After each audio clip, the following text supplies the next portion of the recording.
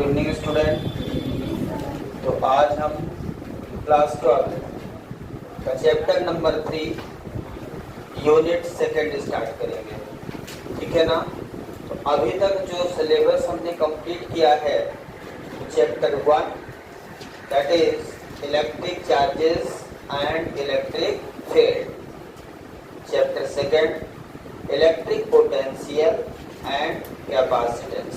So there are two chapters are completed, that is 1 units, and second unit which is chapter number 3 current electricity. chapter number 3 क्या है? current electricity. आज हम start करेंगे current electricity और इस chapter में हम क्या नया पढ़ेंगे और प्रीवियस चैप्टर से और इस चैप्टर में क्या डिफरेंसेस होंगे, इस चीज को समझने का प्रयास करेंगे। अभी तक हमने किन किन चीजों की स्टडी की है और अब किसकी स्टडी करेंगे और इसमें मेन टर्म क्या है जिसके कारण हम इस चैप्टर की शुरुआत करेंगे। तो सबसे पहले हेडिंग लगाएंगे हम लोग। हमारी हेडिंग है unit second chapter number 3। Unit second है, चैप्टर 3 है। Name of chapter electric current. क्या नाम है चैप्टर का?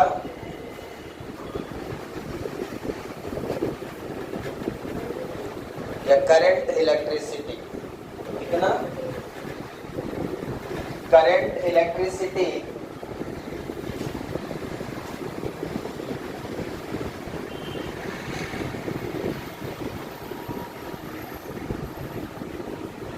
करंट इलेक्ट्रिसिटी मतलब इस चैप्टर में आपको एक नाम जरूर मिल रहा है करंट का, इलेक्ट्रिक करंट, ठीक है ना। तो आज हम समझेंगे कि इलेक्ट्रिक करंट क्या होती है। आज का पहला क्वेश्चन हमारा रहेगा व्हाट इज इलेक्ट्रिक करंट, जो आपने 10th स्टैंडर्ड में पढ़ा है। 10th में आपने पढ़ा है इलेक्ट्रिक करंट के बारे में। किस क्लास में पढ़ा है? 10th में। इलेक्ट्रिक करंट अभी तक हमने क्यों नहीं पढ़ा? अभी तक जो हमने स्टडी की है वो इलेक्ट्रोस्टैटिक की स्टडी की है। चैप्टर 1 एंड चैप्टर 2 में हमने किसकी स्टडी की है? इलेक्ट्रोस्टैटिक की। इस चैप्टर में करंट इलेक्ट्रिसिटी में हम इलेक्ट्रोडायनेमिक्स की स्टडी करेंगे। इलेक्ट्रोडायनेमिक्स और इलेक्ट्रोस्टैटिक में क्या डिफरेंस है? What is the difference between electrostatic and electrodynamics? Electrostatics are completed in unit first. Electrostatic that is the branch of physics which deal with the study of charge at rest. Study of charge at rest मतलब previous unit में, first unit में जो भी study हमने की है उसमें charge at rest था। अब इस चैप्टर में हम किसकी स्टडी करेंगे? चार्ज इन मोशन की। इलेक्ट्रोडायनेमिक्स मतलब चार्ज इन मोशन। तो सबसे पहले फर्स्ट चैप्टर में हमने डिस्कस किया था व्हाट इज चार्ज। ये हम डिस्कस कर चुके हैं। यदि किसी को चार्ज के बारे में जानकारी चाहिए तो हमारे फर्स्ट चैप्टर की स्टडी कर ले, ठीक है। तो अब हम यहाँ पे चार्ज का डेफिनेशन नहीं बताएंगे, हम क्या बताएंगे? व्हाट इज इलेक्ट्रिक करंट, ठीक है। लेकिन इलेक्ट्रिक करंट कैसे प्रोड्यूस होगा, कैसे फ्लो होगा किसी सर्किट में, इसकी जानकारी हमें रखना है। तो चार्ज की दो कंडीशन होती है। चार्ज की कितनी कंडीशन है? 2 कंडीशन। यदि चार्ज एट रेस्ट है, चार्ज यदि रेस्ट में है तो हम इलेक्ट्रोस्टैटिक की स्टडी करते हैं।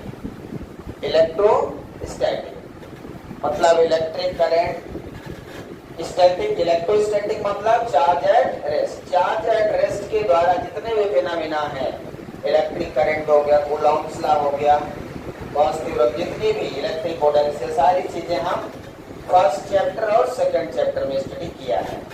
अब चार्ज की दूसरी कंडीशन क्या है? In motion, charge at rest, electrostatic, charge in motion, electrodynamics, charge in motion. आ जाओ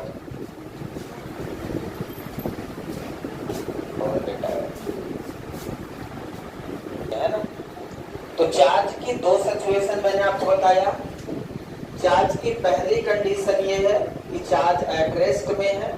चार्ज यदि रेस्ट में है तो हम किसकी स्टडी करते हैं?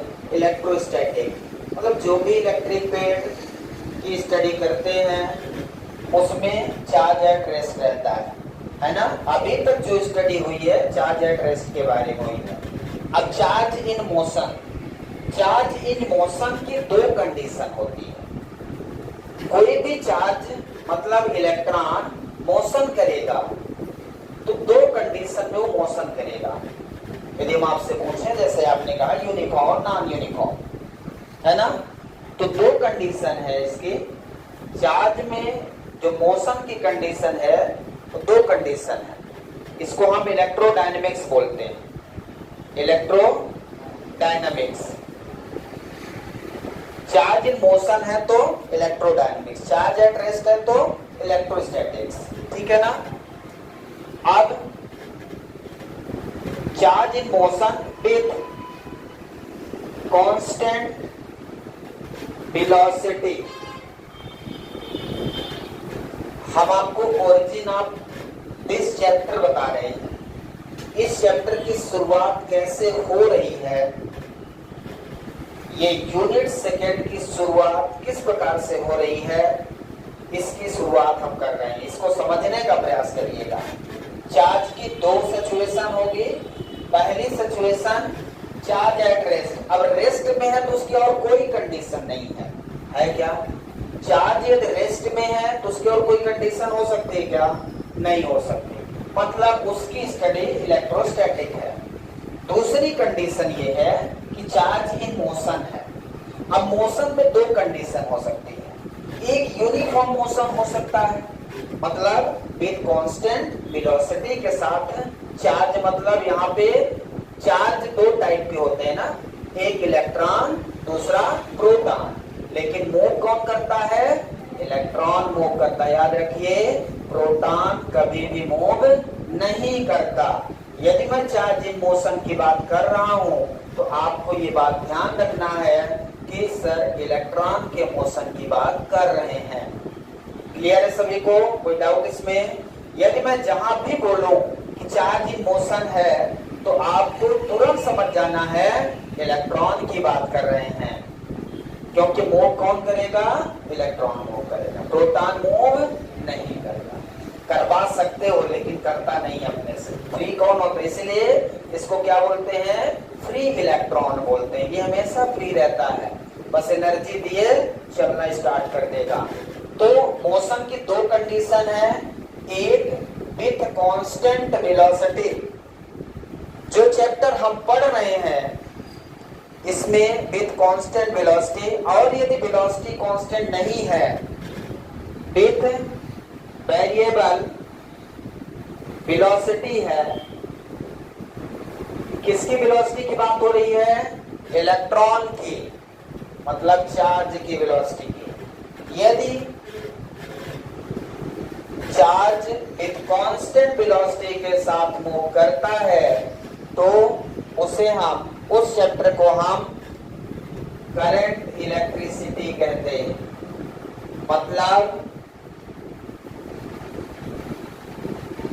मतलब ये, जब हम इस चैप्टर को पढ़ने जा रहे हैं तो पहला कंडीशन हम आपसे ये बताएंगे कि चार्ज मोशन में है।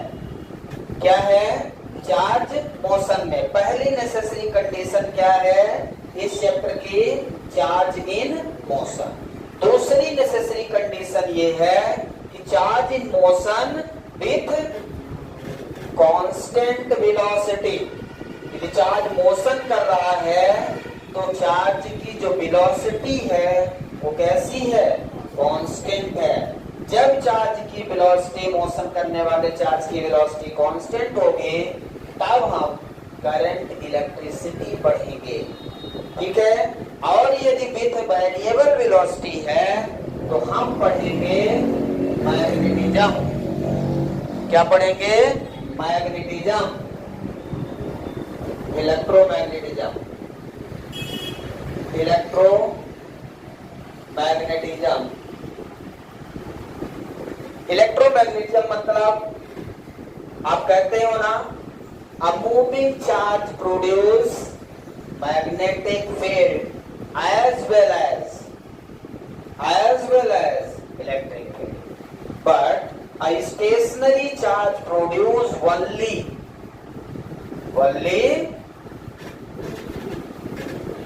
electric field, only electric field। ये आपको फर्स्ट लेक्चर में बता चुके हैं। जो हमारे फर्स्ट लेक्चर लिए होंगे बच्चे, उनको ये पता है कि पहले दिन मैंने आपको बताया था a stationary charge produces only electric field, but a moving charge produces electric field as well as magnetic field। तो यहाँ पे चार्ज की कंडीशन क्या है? Charge in motion.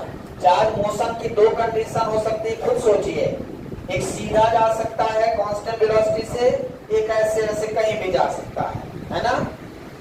जिसकी वेलोसिटी कांस्टेंट नहीं रहेगी उसको बोलेंगे एक्सेलरेटेड वेलोसिटी। क्या बोल सकते हैं इसको? Accelerated velocity.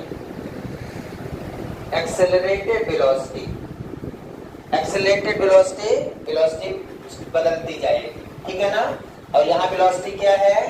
यदि 10 मीटर पर सेकंड की वेलोसिटी है तो 10 मीटर पर सेकंड ही रहेगी, that is the constant velocity. ठीक है।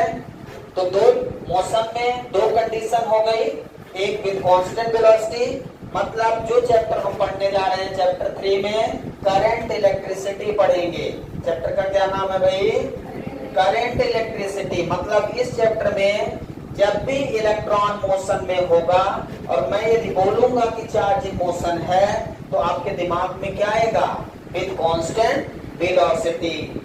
चार्ज मतलब इलेक्ट्रॉन मूव करेगा लेकिन कांस्टेंट वेलोसिटी से। और जब मैग्नेटिक फील्ड की स्टडी करेंगे अगले चैप्टर से, तो वहां पे ये चीज ध्यान रखना है कि इलेक्ट्रॉन मोशन में तो होगा लेकिन उसकी वेलोसिटी एक्सीलरेटेड होगी, वेलोसिटी चेंज होती रहेगी। समझ में आया क्या? इंपॉर्टेंट पॉइंट लिखिए, उसके बाद आगे बढ़ते हैं।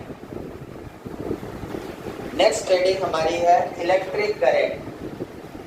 इलेक्ट्रिक करंट, कोई आपसे पूछ ले इलेक्ट्रिक करंट क्या है, व्हाट इज इलेक्ट्रिक करंट या नॉर्मली करंट। एक चीज हम जानते हैं कि current is a fundamental quantity. 11th में पढ़ा है current is a fundamental quantity. There are 7 basic type of fundamental quantity and 2 supplementary. So current is a fundamental quantity.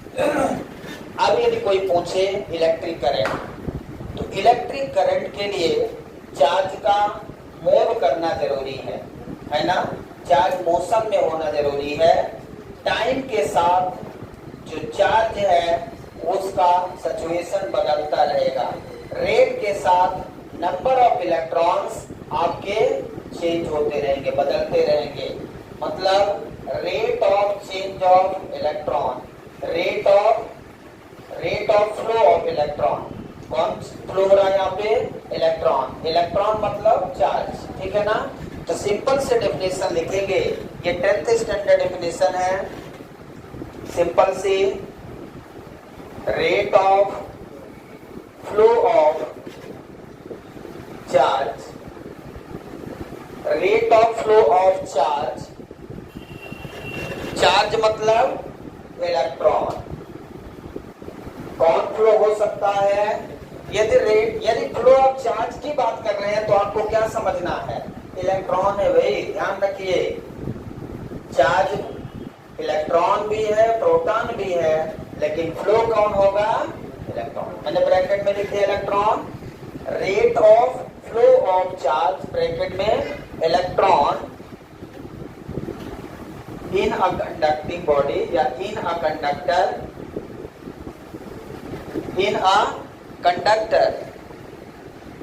is called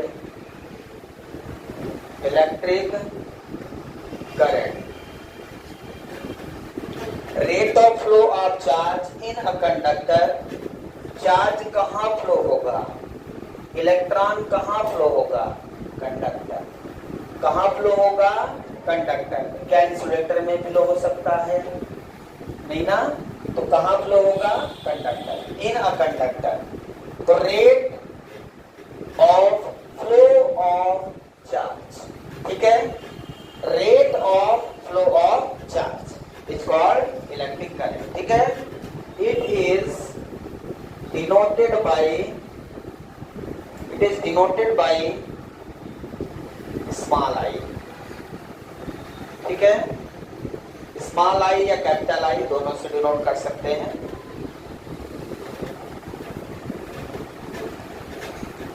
अब इलेक्ट्रिक करंट का फार्मूला क्या होगा,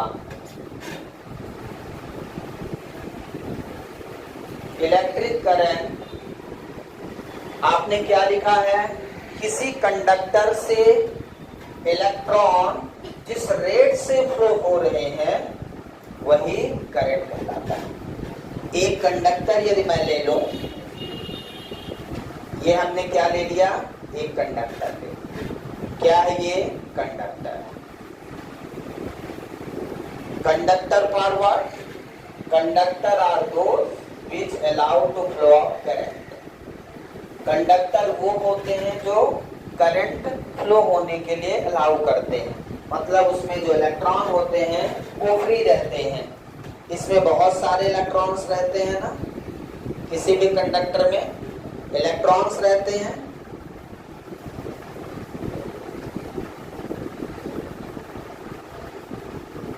अब ये electron move करेंगे, कब मूव करेंगे, इलेक्ट्रॉन मूव करने के लिए क्या चाहिए, किसी को चलने के लिए क्या चाहिए, एनर्जी। आपको भी चलने के लिए एनर्जी चाहिए। आप तो एनर्जी के रूप में बहुत सारी चीजें लेते रहते हैं, पानी से भी एनर्जी मिलती है, खाना से एनर्जी मिलती है ना, बहुत सारी चीजें लेते हैं, कोल्ड ड्रिंक भी लेते हैं, नहीं लेते, कोई ड्रिंक बस लेता है, बहुत सारी चीजें हैं। तो यहाँ पे इलेक्ट्रॉन को एनर्जी कहाँ से मिलती है, बैटरी से, या थर्मल एनर्जी, टेम्परेचर से, हीट से, different kinds of energy absorb the electrons, ठीक है, टेम्परेचर से, थर्मल एनर्जी कहते हैं इसको। अब I इक्वल टू क्या फार्मूला बनेगा, बोलिए, I equal to current equal to Q by t, Q by t. तो Q इक्वल टू क्या मिल जाएगा यहां से, I t. Q equal to क्या फार्मूला बन जाएगा, I t. I equal to Q by t, Q by t, clear है सभी को, Q बाई टी। डिफरेंशियल क्या है, रेट ऑफ, रेट का मतलब टाइम से डिवीजन होता है। जब भी वर्ड रेट आए इसका मीनिंग क्या है, टाइम से डिवीजन। तो rate of flow of charge, charge मतलब Q by t, I equal to Q by t. For quantization की यदि मैं बात करूं, क्वांटाइजेशन आपने फर्स्ट चैप्टर में पढ़ा है, तो क्वांटाइजेशन क्या होता है, Q इक्वल टू NE, क्या होता है, Q इक्वल टू NE। किसी भी कंडक्टर में एक इलेक्ट्रॉन नहीं होते, किसी भी कंडक्टर में पता नहीं कितने इलेक्ट्रॉन होते हैं। ये कंडक्टर है, इसमें हजारों इलेक्ट्रॉन्स होंगे, तो हम क्या कहेंगे, NE। NE ये मतलब यदि 1000 हम बोल दिए तो 1000 E इसमें इलेक्ट्रॉन्स है, दैट इज द क्वांटाइजेशन। अब यदि Q की जगह ये वैल्यू रखते हैं, so what is the formula of current? I equal to Q by t, Q equal to NE by t. यदि मुझे ये पता करना हो कि किसी कंडक्टर में इतनी करंट फ्लो हो रही है इतने समय तक, तो उस कंडक्टर में इलेक्ट्रॉन्स कितने होंगे, how many number of electrons present in the conductor when 2 ampere current flowing through it into second. So find the number of electron by using this formula. किसी भी कंडक्टर में कितने इलेक्ट्रॉन होंगे ये निकालना है तो क्वांटाइजेशन लगाना पड़ेगा। क्लियर है? तो ये फार्मूले दोनों क्लियर है सभी को। I equal to Q by t और Q इक्वल टू NE आपने पढ़ा है, मैंने सिंपल सा वैल्यू रख दिया क्योंकि फर्स्ट चैप्टर में हमने क्वांटाइजेशन पढ़ा है, स्टडी की है। जो नहीं पढ़े हैं वो पीछे वीडियो देख सकते हैं फर्स्ट चैप्टर का। ठीक है, यहाँ तक कोई डाउट है? आगे बढ़े आप। अब दो प्रकार की करंट, एवरेज करंट और इंस्टेंटेनियस करंट होती है। एवरेज करंट कब होती है? जब उसमें छोटे छोटे समय में करंट, जो चार्ज ऑफ इलेक्ट्रॉन्स हैं वो कुछ दूर चलते हैं। मतलब चार्ज ऑफ इलेक्ट्रॉन्स, जो चार्ज हैं हमारे, कुछ समय इतने चार्ज गए, फिर कुछ और गए कुछ सेकंड में। तो एवरेज, जैसे आप लोग यहाँ से सिरमौ चौराहा जाते हैं तो एक ही स्पीड से थोड़ी जा पाते हैं, जा लेते हैं एक स्पीड से। सामने कोई आ गया तो यहाँ तो बहुत सारे इलेक्ट्रॉन हैं, यहाँ एक इलेक्ट्रॉन के सामने दूसरा इलेक्ट्रॉन आ जाएगा, फिर क्या होगा? टकराएगा, फिर स्पीड धीरे धीरे बढ़ेगी, फिर कोई आ जाएगा, फिर टकराएगा, मतलब कोलिजन होगा। और ऐसी अवस्था में इलेक्ट्रॉन की एनर्जी लॉस होगी, है ना? तो हम लोग ऐसी कंडीशन में एवरेज करंट फाइंड करते हैं। क्या करते हैं? Average current. यदि कोई आपसे पूछ ले कि व्हाट इज एवरेज करंट, तो एवरेज करंट यहाँ पे हम I एवरेज शॉर्ट फॉर्म में लिखेंगे। तो जो Q है वो बहुत छोटा हो जाएगा और टाइम बहुत छोटा हो जाएगा। सो this is the average current I AVG। Average को शॉर्ट फॉर्म में हम AVG लिखते हैं, AVG एवरेज। I एवरेज मतलब एवरेज करंट इक्वल टू, जहां Q था कितना हो गया? डेल्टा Q, मतलब छोटे छोटे पार्ट में चार्ज हमारे डिवाइड हो गए, और डेल्टा T मतलब उन्हीं छोटे छोटे टाइम में। एवरेज कैसे निकालते हैं आपको सबको पता है। दो वैल्यू का एवरेज निकालना हो A और B का तो A प्लस B बाई 2 करते हो आप। सिंपल, यहाँ पे दो चीजों का एवरेज निकालना है, डेल्टा Q और डेल्टा T का। तो समझ में आ गया। और इसी तरह से हम फाइंड करते हैं इंस्टेंटेनियस करंट।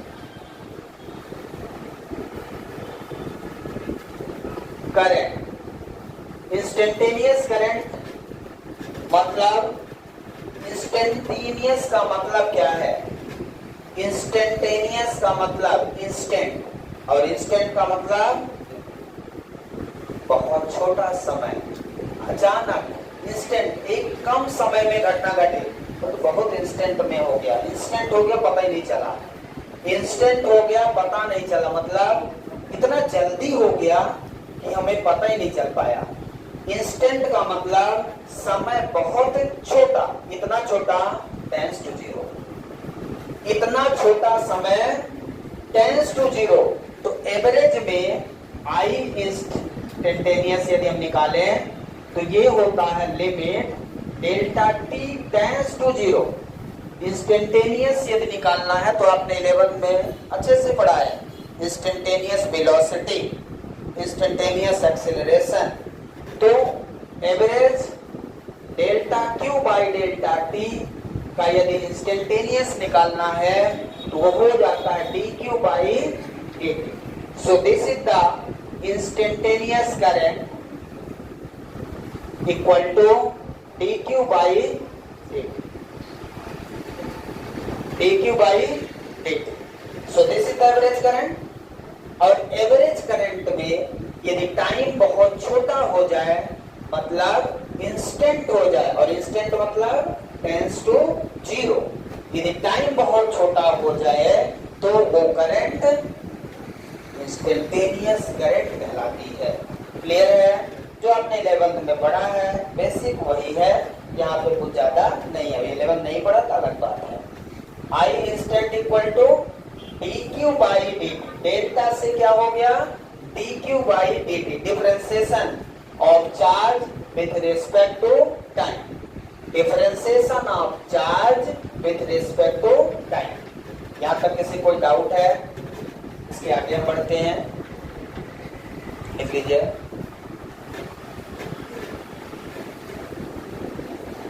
अब इलेक्ट्रिक करंट जो हमारा है इसकी एसआई यूनिट क्या होती है? SI unit of electric current is, क्या लिखेंगे? Dash dash. हमने I equal to Q by t लिखा है। क्या लिखा है? Q by t. आपको पता है क्यू की यूनिट कूलाम होती है सही, और टाइम की सेकंड। कूलाम पर सेकंड, करंट की एक यूनिट क्या हो गई? कूलाम पर सेकंड। यही यूनिट कहलाती है एम्पियर। तो करंट की फेमस यूनिट है एम्पियर, लेकिन एम्पियर किसके बराबर है? कूलाम पर सेकंड के।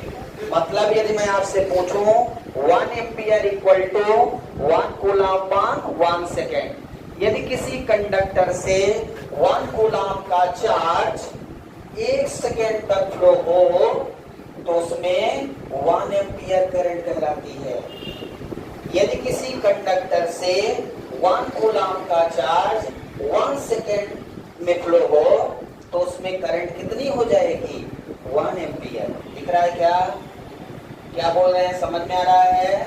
यदि क्वेश्चन बोल दे define 1 ampere current, so how to define 1 ampere current? 10th में साइंस में आपने डिफाइन किया था यही क्वेश्चन, 1 एम्पियर करंट। तो 1 एम्पियर करंट कैसे डिफाइन करेंगे? When 1 coulomb charge passes through a conductor in 1 second is called 1 ampere. Clear है? समझ में आया सबको? यदि कोई पूछ ले तो बता पाएंगे। तो चार्ज की करंट की एसआई यूनिट क्या मिल गई आपको? फेमस यूनिट एम्पियर है। मान लो ऑप्शन में एम्पियर नहीं है तो कूलाम पर सेकंड में चेक करिए। कभी दो ऑप्शन सही होते हैं, ए में कूलाम पर सेकंड, बी में एम्पियर, सी में बोथ ए एंड बी, तो हम ए बी लगा के चले आते हैं, हम सी पढ़ते नहीं। क्यों? बहुत आसानी से जानते हैं करंट की यूनिट एम्पियर। हम कूलाम पर सेकंड क्यों पढ़े? कई लोगों को तो पता ही नहीं रहता कि करंट की 2 यूनिट ही हो सकती है। जैसे मैंने आपको इलेक्ट्रिक फील्ड की 2 यूनिट बताया, क्या? पहली यूनिट न्यूटन पर कूलाम, दूसरी वोल्ट पर मीटर। लेकिन हम क्या करते हैं, यदि मुझे न्यूटन पर कूलाम मिल गया पहले ऑप्शन में तो आगे बढ़ते नहीं है, उसी में टिक करके आगे बढ़ जाते हैं। सी ऑप्शन देखते हैं कि बोथ ए एंड बी तो नहीं लिखा। जब कभी बोथ ए एंड बी लिखा हो, ध्यान रखिए एमसीक्यू में उस क्वेश्चन को अच्छे से पढ़ लें, उन दोनों ऑप्शन को एक बार पढ़ लें ध्यान से जब ऐसा लिखा हो तो। ठीक है? क्योंकि बहुत सारे ऐसी क्वांटिटी हैं जिनकी 2-2 यूनिट होती है। क्लियर है? तो इसकी यूनिट क्या हो गई? एम्पियर हो गई। और एम्पियर हमेशा चाहे एसआई हो चाहे सीजीएस हो, हमेशा एम्पियर में ही रहेगा। क्लियर है? तो करंट की यूनिट क्या हो गई? एम्पियर, कूलाम पर सेकंड। क्लियर है सबको? आगे बढ़े। अब इसका डायमेंशनल फार्मूला क्या होगा? डायमेंशनल फार्मूला देखिए, इसका डायमेंशनल फार्मूला लिखा नहीं जाता क्योंकि ये फंडामेंटल क्वांटिटी है। डायमेंशनल फार्मूला का क्या मीनिंग है 11 में पढ़ा है? A quantity derived quantity which can represent in the form of fundamental quantity, that is the using dimensional formula. Dimensional formula का यूज फंडामेंटल क्वांटिटी के रूप में डेराइव क्वांटिटी को लिखना होता है। क्या करंट डेराइव क्वांटिटी है? करंट कौन सी क्वांटिटी है? फंडामेंटल क्वांटिटी है। तो fundamental quantity it is a fundamental quantity. लिख देंगे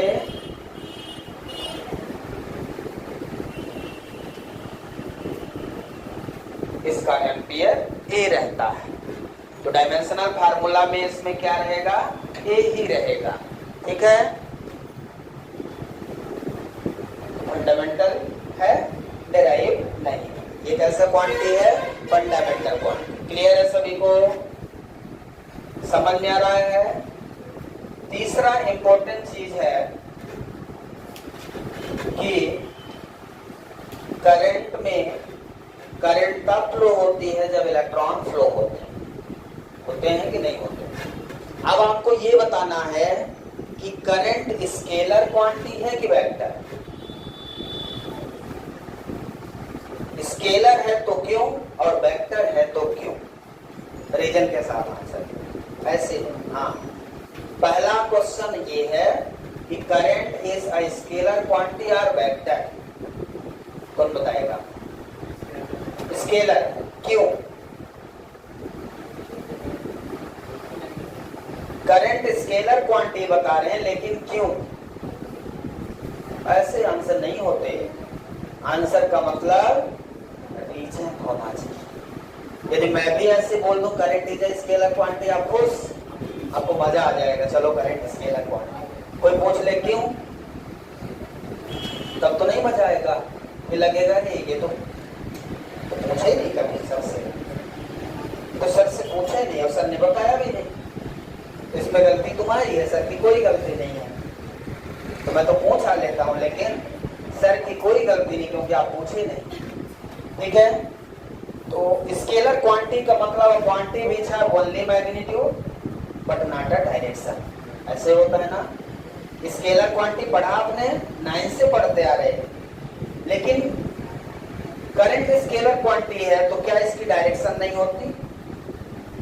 हाँ, कोई बोलो ना कि सर डायरेक्शन नहीं होती करंट की। करंट जब फ्लो होती है ना तो उसकी कोई डायरेक्शन, फ्लो होती है, अरे फ्लो होती है तो डायरेक्शन तो होगी ना। ये कैसी बात कर रहे हैं? ये कह रहे हैं कि स्केलर है, और स्केलर की डेफिनेशन क्या है? A quantity which have only magnitude but not a direction. इसके अलावा किसी ने कोई डेफिनेशन पढ़ी है तो मुझे बताए।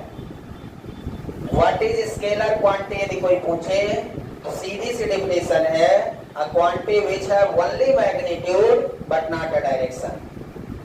What is vector quantity? A quantity which have magnitude as well as direction. तो स्केलर है, इसका मतलब इसमें डायरेक्शन नहीं है। अच्छा, बढ़िया है, देखता हूं। डायरेक्शन नहीं है आप बता रहे हैं, ये है डायरेक्शन।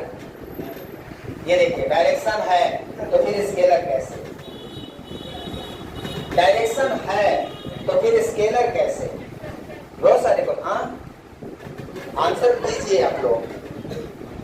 तो पॉइंट लिखेंगे हम लोग, करंट इज अ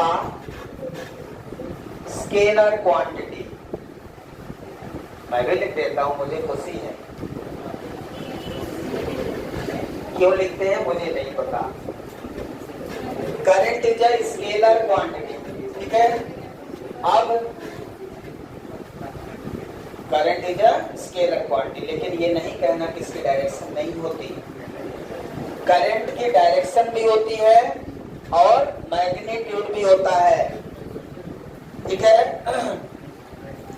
अब current is a scalar quantity, question पूछता व्हाई। आंसर बता दूं? आंसर बता देता हूं। Current is a scalar quantity because, कैसे ये हम आपको बताने जा रहे हैं। Because it does not follows the law of vector addition. Law of vector addition. Current is a scalar quantity because it does not follows the law of vector addition. ये vector addition क्या होता है? कोई तो पूछ लो। नहीं पूछोगे, मुझे पता है, पर मैं बताऊंगा। मुझे सब बताना है, पूछो चाहे ना पूछो, मैं खुद ही पूछ लूंगा। Current is a scalar quantity, याद है? Current is a scalar quantity because it does not follows the law of vector addition. अब इसको समझना। देखिए, हम यहाँ पे एक एग्जाम्पल के तौर पे समझना चाहते हैं। हमारे पास यहाँ पे 3 ब्रांचेस हैं जो आगे चलकर हम किरचॉफ्स लॉ के नाम से पढ़ेंगे, ठीक है?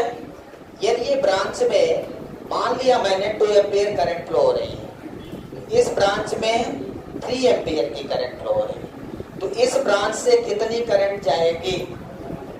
कोई बता दो। 2 एम्पियर की करंट यहां से जा रही, 3 एम्पियर की करंट यहां से जा रही, तो दोनों मिलके कितनी गई? 5 एम्पियर। क्या है ये? ये तो स्केलर एडिशन है ना। स्केलर एडिशन समझते हैं?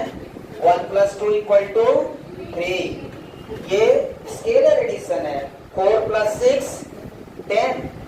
ये क्या है? ये है स्केलर एडिशन। लेकिन यदि मैं बात करूं वेक्टर एडिशन की, तो आपने 11th में पढ़ा होगा, ध्यान होगा, लॉ ऑफ ट्रायंगल पढ़ा है। लॉ ऑफ ट्रायंगल में यहाँ थीटा, यदि यहाँ F1 फोर्स है तो यहाँ F2 फोर्स है, दोनों क्या है? वेक्टर है। तो इनका रिजल्टेंट फोर्स आपको याद होगा, आपने निकाला था। क्या निकाला था? याद है क्या? F = √F1² + F2² + 2F1 F2 cos θ। ये है वेक्टर एडिशन। ये क्या है? Vector addition. Vector addition angle theta पे निर्भर करता है। 2 वेक्टर क्वांटिटी के एंगल पे निर्भर करता है। क्या एंगल पे निर्भर करता है? यहाँ कितना एंगल है? यदि मान लो हमने 30 डिग्री लिया, तो क्या ये 5 एम्पियर नहीं होगी? इसको हम 40 डिग्री कर दें तो क्या ये 5 एम्पियर नहीं होगी? इसको 50 डिग्री कर दें तो क्या ये 5 एम्पियर नहीं होगी? क्या ये एंगल पे निर्भर करता है? नहीं करता।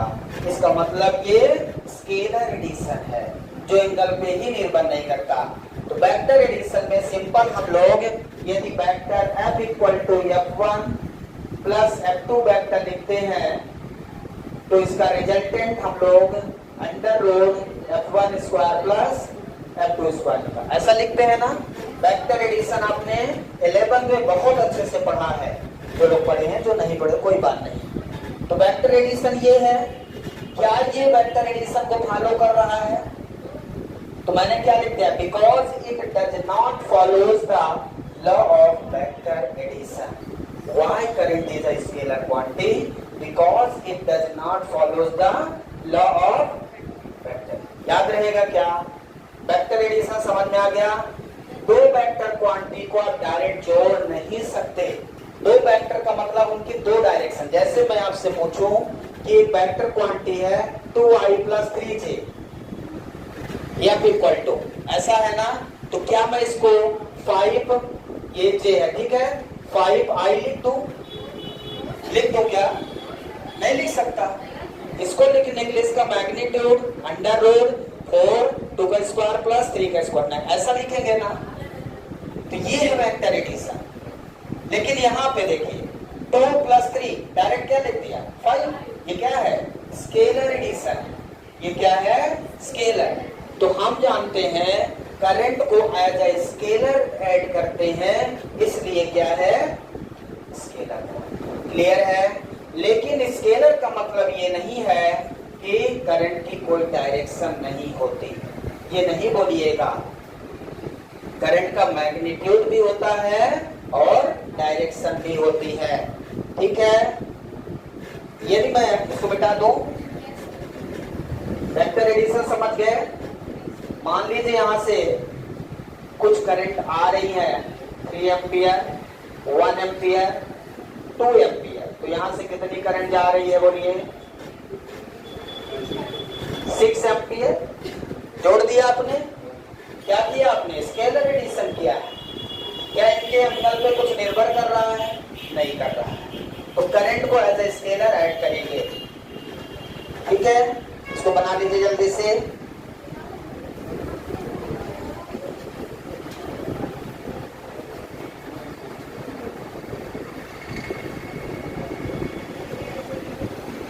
Current is a scalar quantity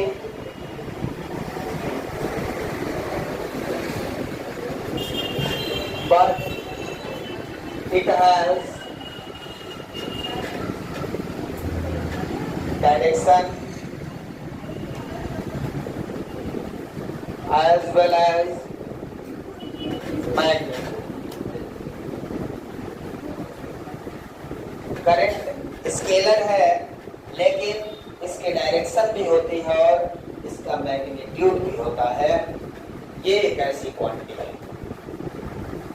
तो यहाँ पे एक ऐसी क्वांटिटी जिसका डायरेक्शन भी है, मैग्नीट्यूड भी है। इस कारण से ये क्वांटिटी एक नए टर्म से जानी जाती है। और वो टर्म क्या है हम आपको बताने जा रहे हैं। ठीक है, वो लिखेंगे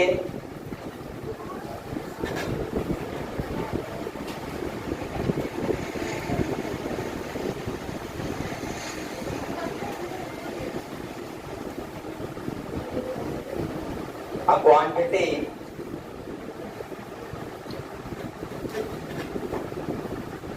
which has direction as well as magnitude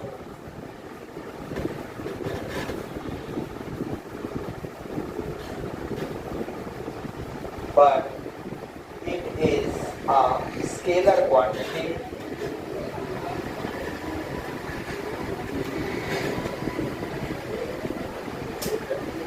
is called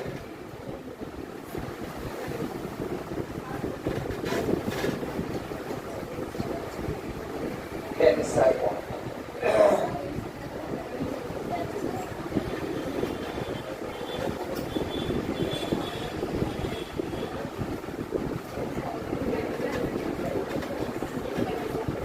नया नाम है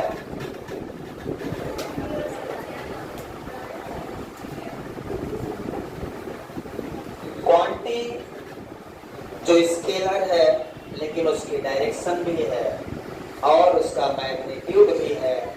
तो ऐसी क्वांटिटी को हम टेंसर क्वांटिटी कहते हैं।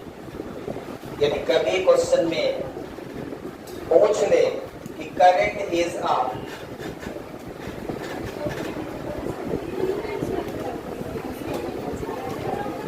current is a vector quantity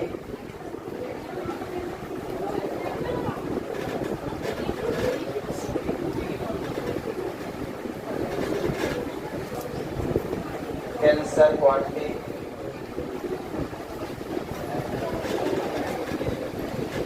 see both A and B none of the above.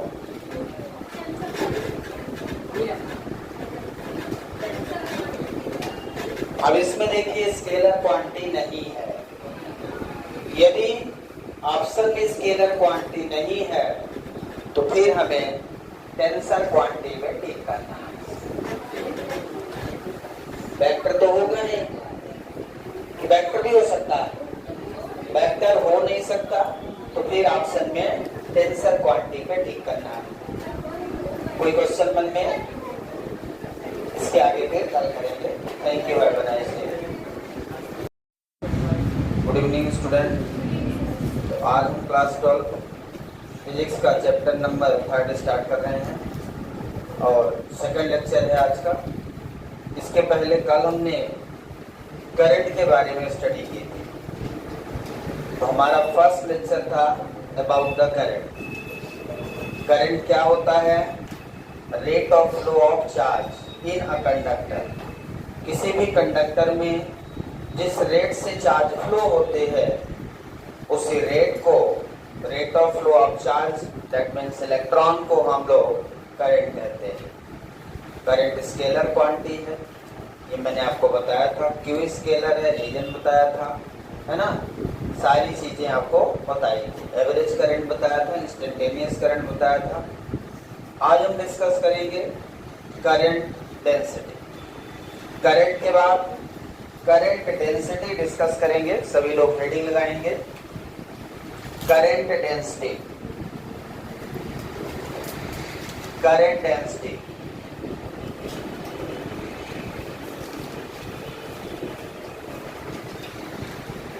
Current density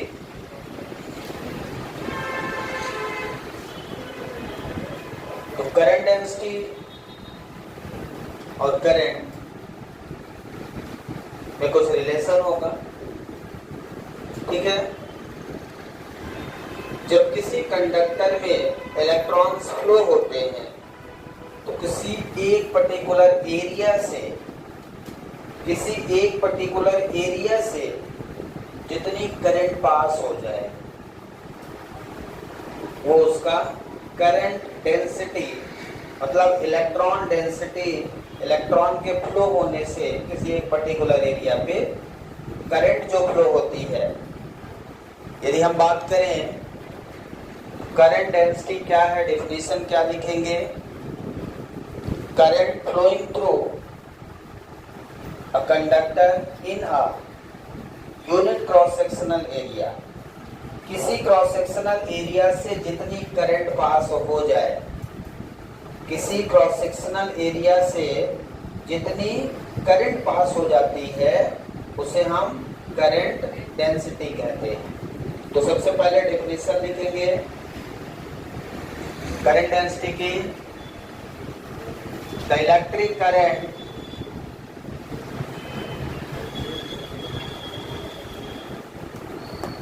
passing through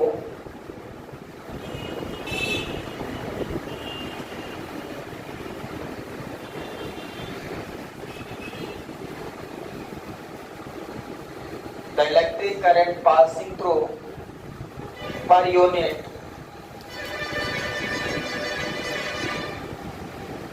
cross sectional area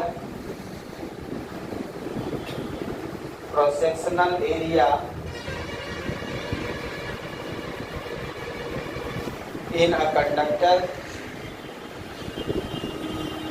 is called current density. Current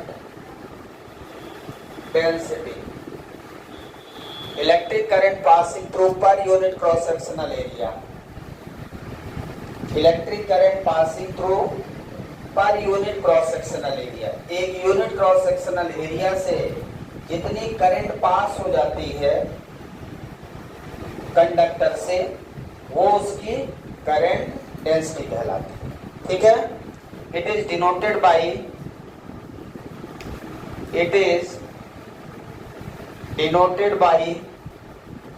J, capital J से इसे हम denote करते हैं।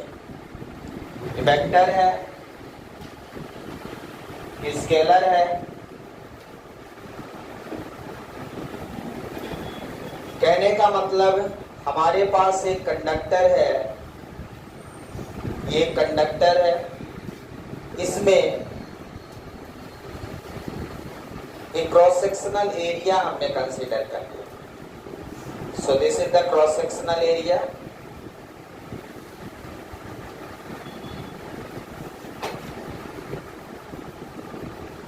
Cross sectional area मतलब एक छोटा सा area हमने कंसीडर कर लिया, किसी सरफेस का एक छोटा सा area, cross sectional area. Cross sectional मतलब वहां से कोई चीज इलेक्ट्रॉन या करंट क्रॉस हो रही है, तो कोई भी एक बहुत, ये तो पूरी एरिया है पूरा कंडक्टर ही है, लेकिन हम एक छोटे से एरिया से ये देखना चाहते हैं कि कितनी करंट पास हो रही है। तो इस छोटे से एरिया से जितनी करंट यहाँ पास हो रही है इस प्रकार से, सो this is the current I. यहाँ से जितनी करंट पास हो रही है इसकी एरिया ए है, क्रॉस सेक्शनल एरिया ए है। तो करंट डेंसिटी क्या होगी फार्मूला, करंट कितनी पास हो रही है आई, किससे, इस छोटे से एरिया से। तो करंट डेंसिटी का फार्मूला क्या बनेगा, electric current divided by cross sectional area. Cross sectional area current I है, क्रॉस सेक्शनल एरिया कैपिटल है, means J equal to I by A. What is the formula of current density? J equal to I by A. Current density का formula क्या मिल गया आपको, current density equal to current electric current per unit area cross sectional area. क्या definition है, electric current passing through per unit cross sectional area, मतलब current per unit cross sectional area. तो current upon cross sectional area क्या बन गया, current density. किसी भी cross sectional area से जितनी करंट गुजर जाएगी, पास हो जाएगी, उसको बताने के लिए हम लोग करंट डेंसिटी पढ़ते हैं। समझ में आ गया। तो करंट डेंसिटी के लिए एक सरफेस एरिया हमें लेना पड़ेगा कंडक्टर का। उस कंडक्टर में आपको पता है कि करंट तो फ्लो ही हो रही है, करंट पूरे कंडक्टर में फ्लो हो रही है, ऐसा नहीं कि एक जगह से फ्लो हो रही है। लेकिन मुझे ये जानना है कि उस करंट की डेंसिटी क्या है, तो मुझे एक सरफेस पे देखना होगा कि कितनी करंट गुजर रही है कि नहीं। जैसे आपको यहाँ कितने बच्चे इस क्लास में बैठे हैं उसकी डेंसिटी क्या है, तो मैं यहाँ से इस रूम से गुजरने वाले बच्चों की नंबर काउंट कर लूंगा या इसकी एरिया निकाल लूंगा, इतने बच्चे इसमें बैठ सकते हैं कि नहीं, उससे ज्यादा हो सकते हैं क्या। मैं कहूंगा भैया मैं 50 से ज्यादा बच्चों को नहीं बैठा सकता, तो क्या मैं 100 बच्चे यहाँ बैठा दूंगा, है इसकी कैपेसिटी 100 बच्चे बैठाने की, नहीं है, डेंसिटी ही नहीं, 50 बच्चों की डेंसिटी है। तो वही चीज है, डेंसिटी जाना है तो एरिया निकाल दो। तो करंट पर यूनिट एरिया क्या हो गई, करंट पर यूनिट एरिया क्या हो गई, करंट डेंसिटी। याद रखेंगे, जल्दी से लिखें। करंट किस टाइप की क्वांटिटी है, स्केलर है कि वेक्टर, कैसे पता चला स्केलर है, और बताया स्केलर कैसे पता चला, करंट स्केलर है कि वेक्टर है, वेक्टर है, क्यों, किसकी, करंट तो स्केलर है, करंट की डायरेक्शन होती है लेकिन करंट स्केलर है, तो फिर ये कैसे वेक्टर है, ये नहीं पता, ये नहीं पता कि करंट स्केलर है लेकिन करंट डेंसिटी वेक्टर है, ये पता, लेकिन क्यों है ये नहीं पता, यही तो पता होना चाहिए। क्वेश्चन यही है, आप रट लेंगे करंट स्केलर है और करंट डेंसिटी वेक्टर है, लेकिन पूछेगा क्यों, तो बोलेंगे ये नहीं पता, तो इंटरव्यू से बाहर हो गया। इंटरव्यू तो यही क्वेश्चन होगा कि नहीं, वो ये नहीं पूछेगा, वो क्यों पूछेगा, ये आपको ध्यान रखना है। तो फिर रीजन पता होना चाहिए। हमारे यहाँ रीजन पता होता है बच्चों को, हर चीज का रीजन होता है, कोई ऐसा क्वेश्चन नहीं जिसमें क्यों ना हो, और क्यों ही जानना है आपको, यहाँ तो इसीलिए आते हैं। आइए देखते हैं करंट डेंसिटी, पहला पॉइंट लिखेंगे यहाँ पे, current density is a vector quantity. Question ये पूछा जाता है कि करंट एक स्केलर क्वांटिटी है, पहले पूछेगा करंट किस टाइप क्वांटिटी है, हमने बता दिया स्केलर है। यदि करंट स्केलर है तो करंट डेंसिटी वेक्टर क्यों और कैसे। करंट यदि स्केलर क्वांटिटी है तो करंट डेंसिटी वेक्टर है, ये कैसे। Current density is a vector quantity. यदि हम करंट डेंसिटी को वेक्टर फॉर्म में लिखें, vector form of current density, यदि ये वेक्टर है तो वेक्टर फॉर्म कैसे लिखेंगे। वेक्टर फॉर्म का मतलब ये जो मैंने लिखा है फार्मूला J = I/A, ये मैग्नीट्यूड में लिखा है। किसमें लिखा हुआ है, मैग्नीट्यूड में। यदि इसे मुझे वेक्टर फॉर्म में लिखना है, यदि ये वेक्टर है तो वेक्टर J लिखेंगे, है ना। इक्वल टू क्या लिखेंगे बोलिए, क्या लिख दूं, I लिखो कि वेक्टर I लिख दूं। I के ऊपर वेक्टर लगा सकते हैं क्या, मान लो ऐसे लगा दिया। करंट तो स्केलर है, इसलिए ऐसा नहीं कि जितनी क्वांटिटी दी है सब में ऊपर एरो लगा दो, एरो नहीं लगा सकते। एरो केवल किस में लगा सकते हैं, जो वेक्टर क्वांटिटी हो। I by vector A, area है, एरिया वेक्टर क्वांटिटी है। एरिया क्या है, cross sectional area is a vector quantity. याद रखिएगा हमेशा एरिया वेक्टर क्वांटिटी होती है। सरफेस एरिया किसी की भी हो वो हमेशा क्या होगी, वेक्टर होगी, उसकी एक डायरेक्शन होती है। ये एक बुक है, एक सीट है, इसमें लेंथ इनटू ब्रेड्थ है, एरिया है, तो इसकी एरिया वेक्टर क्या होगी, इसकी एरिया वेक्टर ये है। मतलब इसकी डायरेक्शन, यदि मेरे से कोई पूछे कि इस सीट की डायरेक्शन बताओ, तो लेंथ इनटू ब्रेड्थ, इसकी एरिया ये हो गई, ये एरिया वेक्टर हो गई इसकी। तो area is a vector quantity. Area क्या है, वेक्टर क्वांटिटी है। अब देखिए यहाँ पे करंट स्केलर है, एरिया वेक्टर है, hence current density is a vector quantity. Cross sectional area vector quantity है, इस कारण से करंट डेंसिटी वेक्टर क्वांटिटी हो जाएगी। करंट डेंसिटी क्यों वेक्टर क्वांटिटी होगी, क्योंकि एरिया वेक्टर है। रीजन समझ में आया क्या, करंट तो स्केलर है लेकिन करंट क्रॉस सेक्शनल एरिया क्या है, जिस कारण से करंट डेंसिटी क्या हो जाएगी, क्या हो जाएगी, वेक्टर। इसकी डायरेक्शन, करंट डेंसिटी की डायरेक्शन एरिया की डायरेक्शन होगी।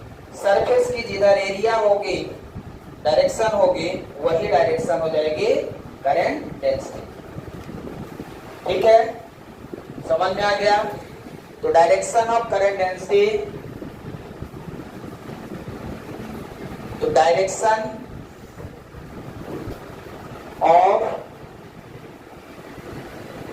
Current density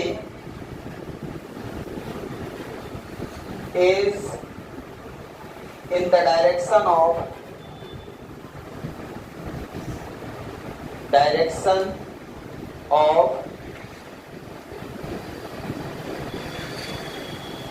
cross sectional area, cross sectional area किस डायरेक्शन में, क्रॉस सेक्शनल एरिया डायरेक्शन। ठीक है, किसी कोई डाउट है इसमें। Why current density is a vector quantity? Why current density is a vector quantity? Because क्या, cross sectional area is a vector quantity, hence current density is a vector quantity.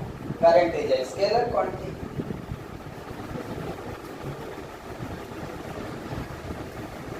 और area की direction, current की direction same रहती है।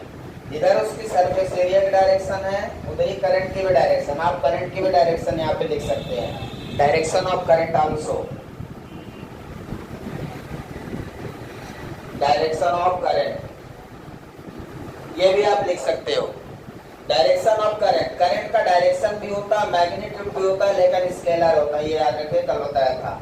ये नहीं कहिएगा कि सर करंट की डायरेक्शन नहीं होती, करंट की डायरेक्शन भी होती है और मैग्नीट्यूड भी होता है, लेकिन स्केलर होता है, क्योंकि ये लॉ ऑफ वेक्टर एडिशन को फॉलो नहीं करता। कल बताया था कैसे नहीं करता है।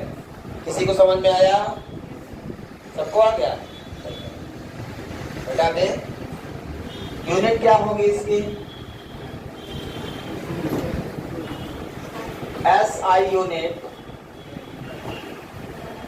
SI unit of current density,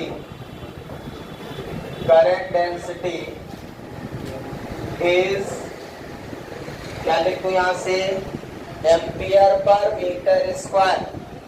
क्या लिख दूंगा, ध्यान रखिए, ampere per metre square, ampere per metre square. और सीजीएस यूनिट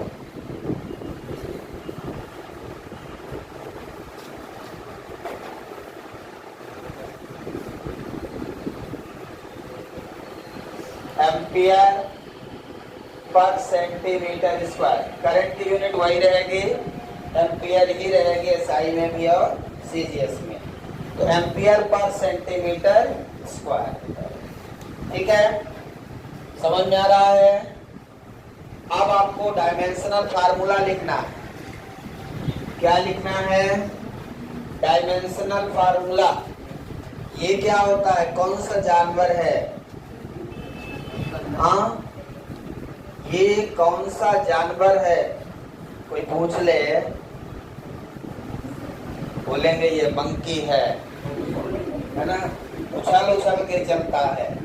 डायमेंशनल फार्मूला, तो डायमेंशनल फार्मूला कोई बता सकता है? कितने लोगों के पास दिमाग है? अभी सब लोग बोलोगे हमारे पास है, हमारे पास, किसी के पास नहीं। दिमाग का मतलब ये थोड़ी है कि घर से यहाँ आ जाते हैं तो दिमाग है। हाँ, चलाते कितने लोग हो इससे मतलब। तो J इक्वल टू क्या हो जाएगा? देखो I/A होता है। डायमेंशनल फार्मूला हमेशा किस क्वांटिटी का निकाला जाता है? डेराइव क्वांटिटी का। यहाँ पे दो क्वांटिटी हैं। कितनी क्वांटिटी हैं? I और A। I fundamental current, current is a fundamental quantity. तो करंट को तो कोई चेंज करते नहीं हम लोग। डायमेंशनल फार्मूला में करंट को A लिखते हैं। अब ये एरिया नहीं है, ध्यान रखिए, ठीक है। और एरिया का dimension formula L square, length into length. Area equal to length into breadth, दोनों लेंथ है तो L स्क्वायर। एरिया का dimension formula L square, volume का डायमेंशन फार्मूला L क्यूब, ठीक है। अब L ऊपर जाएगा तो क्या बन जाएगा? M है नहीं, L-2 हो जाएगा, T 0 है और A, M0 L-2 T0 A, ठीक है। सो this is the dimensional formula of current density. Clear है सभी को? यहाँ पे A एरिया नहीं है, A एम्पियर है। करंट का सिंबल A से डिनोट करते हैं, कुछ जगह I से भी करते हैं, तो आपको समझ में आना चाहिए, चाहे I से कर दे चाहे A से। तो A एरिया नहीं है, ध्यान रखिएगा। ये वाला A एरिया है, लेकिन ये वाला एम्पियर वाला है। क्लियर है? सो this is the dimensional formula of current density. बन जाएगा, निकालते बन जाएगा कि नहीं?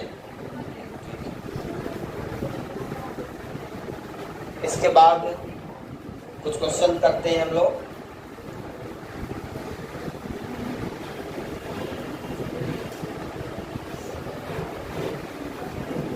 क्वेश्चन नंबर फर्स्ट है, problem number first.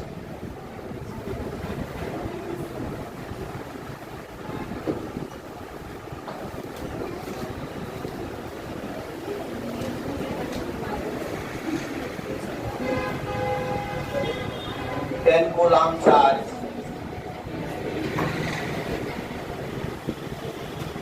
flowing through the conductor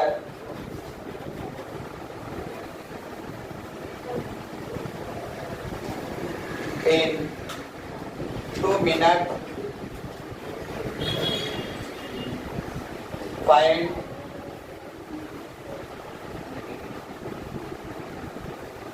current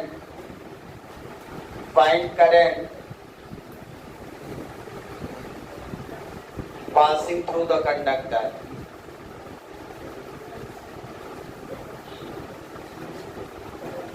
एक कंडक्टर है जिसपे 10 कूलम का चार्ज फ्लो हो रहा है, ठीक है, कितने 2 मिनट तक। यदि किसी कंडक्टर से 2 मिनट तक चार्ज फ्लो हो रहा है तब आपको बताना है कि उस कंडक्टर से कितनी करंट पास हो रही है, ठीक है। निकालिए जल्दी से, ट्राई करते हैं जल्दी से। सॉल्यूशन सबसे पहले गिवन क्या है वो लिख लो। चार्ज गिवन है, charge Q equal to 10 coulomb. किस यूनिट में दिया है? SI में दिया है, सीजीएस में। कुछ लोगों को यूनिट का पता नहीं, जिनको यूनिट का पता नहीं वो देश के क्या है, देश के बाहर है, लोड है, वो अमेरिका चले जाएं ज्यादा ठीक हो। चार्ज कितना है? यूनिट ध्यान रखिएगा, SI में हमेशा सारे क्वेश्चन सॉल्व करना है। कितना दिया है? 10 कूलम। दूसरा टाइम दिया है, टाइम T कितना दिया है? मिनट। मिनट क्या SI यूनिट है? मिनट SI यूनिट क्या होती है? तो टाइम कितना दिया है आपको? 2 मिनट नहीं दिया है, कितना दिया है? 120 सेकेंड। कितना दिया है? 120 सेकेंड। क्वेश्चन को हमेशा ऐसा यूनिट में सॉल्व करेंगे। अब करंट का फार्मूला क्या है? I equal to Q by T। I equal to Q दिया है 10, यह है 120, 1/12। इसको सॉल्व करें, कितना है बेटा? 0.0833। जिसका आया हो वो ना उतारे, जिसका ना उतार लें। उतार लीजिए, उतारने में तो आप एक्सपर्ट हैं, ठीक है। ये तो बहुत सिंपल सा क्वेश्चन मैंने ऐसे दे दिया था, मुझे पता था कि सभी से बन जाएगा। अब दूसरा क्वेश्चन है,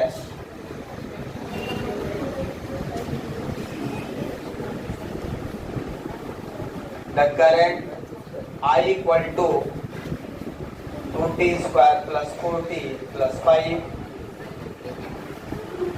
ऐसा दिया है question. Find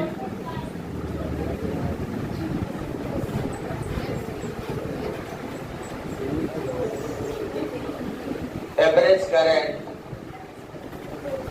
in 0 to 2 seconds and also find instantaneous current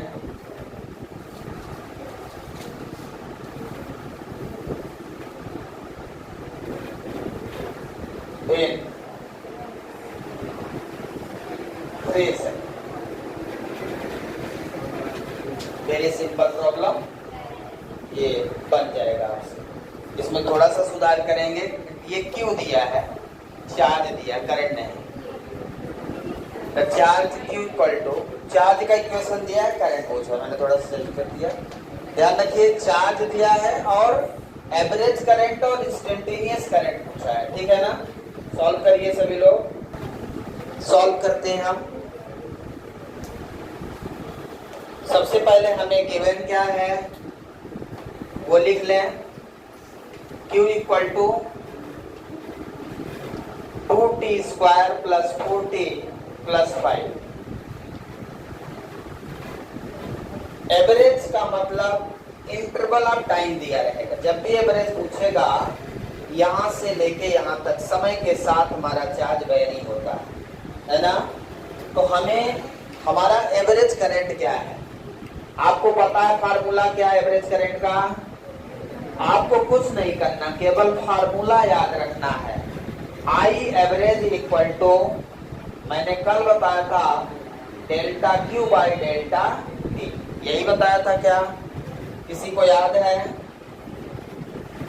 I average equal to delta Q by delta T. वैसे तो करंट क्यू बाई टी होता है और एवरेज में क्या हो जाता है, डेल्टा क्यू बाई डेल्टा। सही है। अब डेल्टा का मतलब चेंज है। क्या है? चेंज। यदि मैं इसको लिखूं तो चेंज कैसा होता है, चार्ज फाइनल माइनस इनिशियल। इसको हम लिख सकते हैं Q2 minus Q1 by T2 minus T1। Q2 का मतलब T इक्वल टू 2 सेकेंड पे चार्ज और Q1 का मतलब 0 सेकेंड पे। तो charge at 2 second and charge at 0 second, तो Q2 minus Q1 upon T2 minus T1। तो Q2 का मतलब है चार्ज एट 2 सेकेंड। तो चार्ज 2 सेकेंड पे कितना हो जाएगा, मतलब जो फार्मूला Q का है, Q2 निकालते समय उसमें T की जगह क्या रखना है, 2 सेकेंड रखना है। तो Q2 equal to 2 into T की जगह क्या रखेंगे, 2 सेकेंड। क्या रखेंगे, 2 सेकेंड। चार्ज के फार्मूले में T की जगह क्या रखेंगे, एवरेज कहां पे निकालना है, 0 से 2 सेकेंड पे ना। तो 2 इंटू 2 का स्क्वायर प्लस 4 इंटू 2 प्लस 5 कितना हो जाएगा, 8 प्लस 5 21 कूलम। कितना आ गया भाई, 21 कूलम। मेरा जो सही होगा तो सही है, चेक कर लीजिए। इसके बाद क्या निकालना है, Q1। Q1 का मतलब है चार्ज एट 0 सेकेंड। 0 सेकेंड का मतलब T इक्वल टू 0। यही चीज 1 सेकेंड से 2 सेकेंड भी हो सकता था। ध्यान रखिए, क्या हो सकता था, 1 to 2 सेकेंड या 3 to 4 सेकेंड, कुछ भी हो जाए। एक एग्जाम्पल है। तो जहां से जहां तक वेरी हो रहा है, ये Q1 हो गया, ये Q2 हो गया। ठीक है। तो इसमें इस इक्वेशन में क्या कर दूं मैं, T की जगह 0 रख, T की जगह इसमें क्या रख दूं, 0। तो ये भी 0 हो जाएगा, ये भी 0 हो जाएगा। कितना बचेगा, 5 कूलम। कितना बचेगा बेटा, 5 कूलम। क्लियर है सभी को, समझ में आ गया? यहां तक लिखिए जल्दी। हाँ, तो इसको वैल्यू रख दें यहाँ पे। फार्मूला हमारे पास ये है, तो आई एवरेज फिर से फार्मूला लिख लेंगे। Q2 कितना आया है, 21 माइनस Q1 कितना आया है, 5 डिवाइडेड बाई T2 मतलब 2 सेकेंड माइनस 0। 21 माइनस 5.2 माइनस 0 कितना आ जाएगा, ये 21 माइनस 5 कितना हुआ, बोलिए ना, 16 डिवाइडेड बाई 2। सही है, इक्वल टू 8 एम्पियर। 8 एम्पियर कितनी करंट आ गई, 8 एम्पियर। आया क्या समझ में? ये जी था कि कठिन था। ठीक है, अब इंस्टेंटेनियस में चलें।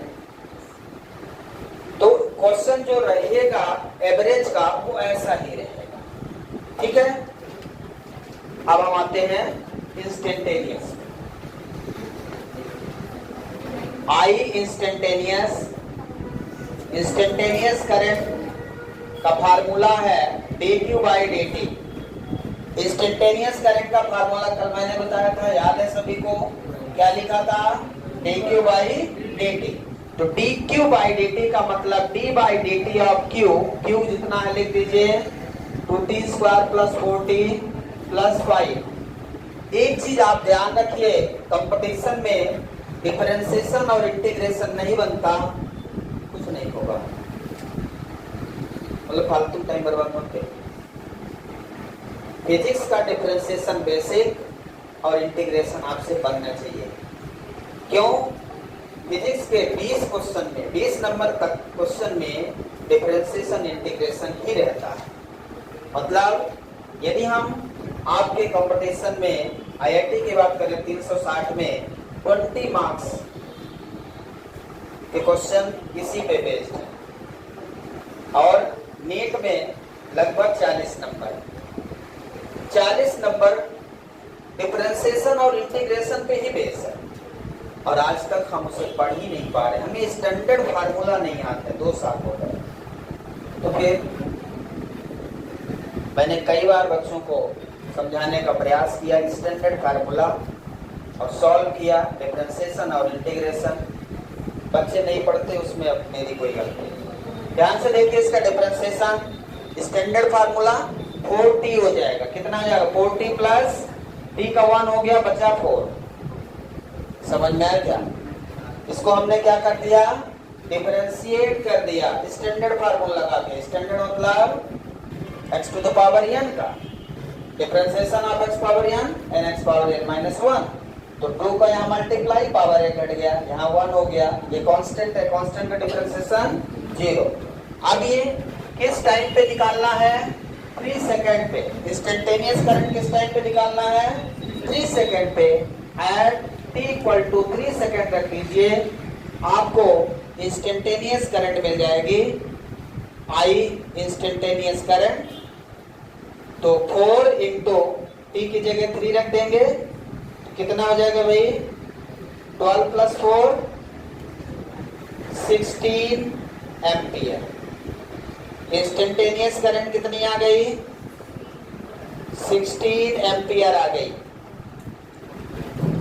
इंस्टेंटेनियस करंट 16 एम्पियर आई, और एवरेज करंट 8 एम्पियर आई थी कि नहीं? ये t इक्वल टू 3 सेकंड पे था, वो 0 से 2 पे था। तो इस प्रकार से कोई भी क्वेश्चन आपसे पूछेगा तो I equal to Q by T, simple formula. I average equal to delta Q by delta T, average formula. I equal to D Q by D T, instantaneous current, जिसमें आपको डिफरेंशिएशन करना होगा। Clear है सभी को? कोई doubt है इसमें? समझ में आ गया? The 5 coulomb charge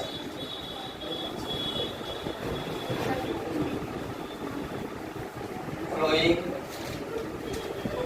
through the conductor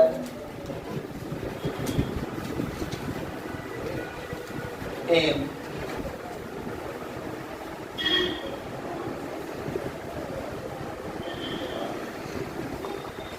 10 seconds. Find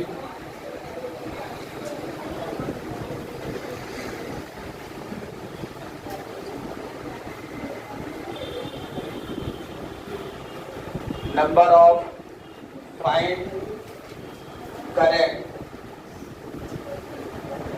and number of electron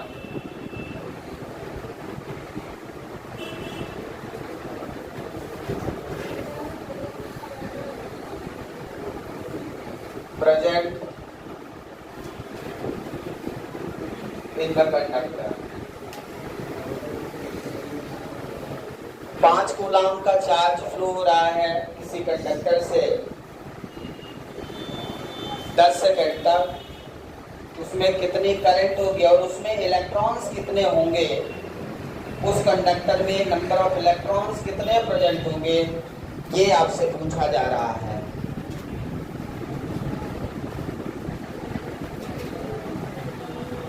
कई तरीके से क्वेश्चन पूछा जाता है, मैंने आपको बहुत सिंपल पूछ लिया। थोड़ा कठिन और पूछता तो अच्छा रहता, बट मैंने सबसे सिंपल आपसे पूछ लिया है। उम्मीद है कि आपसे बन जाएगा। ट्राई करिए जल्दी से, 1 मिनट के अंदर आपको आंसर बताना है। तो ट्राई करते हैं इसको। सबसे पहले जो गिवन है, हमें चार्ज गिवन है Q = 5 कूलम।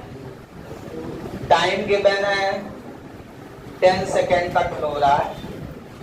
तो करंट फार्मूला हमें पता है, I = Q/T। Q कितना है 5, T कितना है 10। 1/2 = 0.5 ampere. So how much current? 0.5 ampere. सीधा सीधा, क्योंकि SI यूनिट में डायरेक्ट दिया था, तो आपको सीधा सीधा निकालना है। यूनिट नहीं बनती तो फिर नहीं बनेगा कुछ, यूनिट का पता होना चाहिए। ठीक है। अब इसके बाद नंबर ऑफ इलेक्ट्रॉन, तो हमने पढ़ा है क्वांटाइजेशन।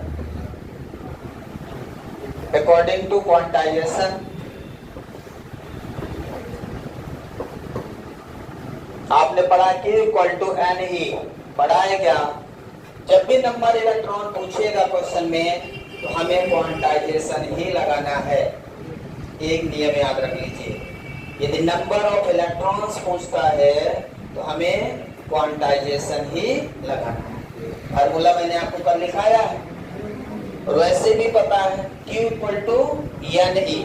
तो क्या निकालना है? N नंबर ऑफ इलेक्ट्रॉन होता है, तो N = कितना हो जाएगा? Q/E। N = कितना हो जाएगा? Q/E। Q कितना दिया है? 5, और E चार्ज ऑफ इलेक्ट्रॉन 1.6 × 10⁻⁹। ठीक है। यहां से एक डेसिमल को हटा ले, तो ये 50/16 10⁻⁹ ऊपर हो जाएगा। सही है। अब इसको सॉल्व करिए, कितना आएगा? 50/16 कितना हो जाएगा?